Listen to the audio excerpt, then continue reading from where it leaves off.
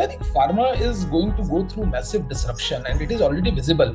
So I am already seeing pharmaceutical companies coming up with insurance products. There are startups which are coming up with subscription products, tying up with pharma companies and insurance companies.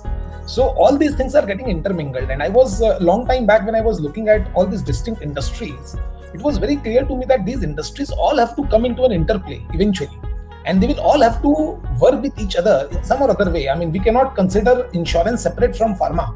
I mean, even 10 years back, if someone would have said insurance and pharma, what do they have in common? People would not have thought about it. But now everybody knows that yes, any kind of a OPD insurance needs a pharmaceutical tie-up, and pharmaceutical companies can actually get into that kind of a segment and can build a big business out there, right? So that is one area, as I said earlier, that we cannot work in isolation anymore, and therefore the integrations and new product creation, now that is only left to our imagination. So when new companies are going to create new products, right, as it was rightly pointed out by Salil ji, right, they can explode exponentially. Like, see the case of Pharmacy and other players, right, who have stayed just into the physical world, right? They have struggled. The physical companies have struggled, and pharmacies and the other companies who have been digital, they have actually have come over and actually control the consumer experience. And controlling the consumer experience will become very, very critical, which a lot of pharmaceutical companies have been very hesitant in doing.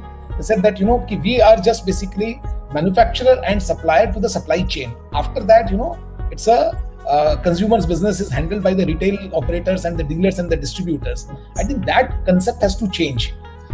Second, I think there are things which have not yet reached Indian shores, but it will very soon be here, like health records on blockchain, pilferage management using blockchain. I think these are two major changes that will happen, because we are very well aware of the the challenges that we found when fake vaccines were used in Kolkata some time back. You must have heard the news. Fake vaccines were used on hundreds of people in Kolkata, right? So I mean, people would like to have more control over their lives. I think still they're a little hesitant, but 5 years down the line, you will see people are not hesitant at all.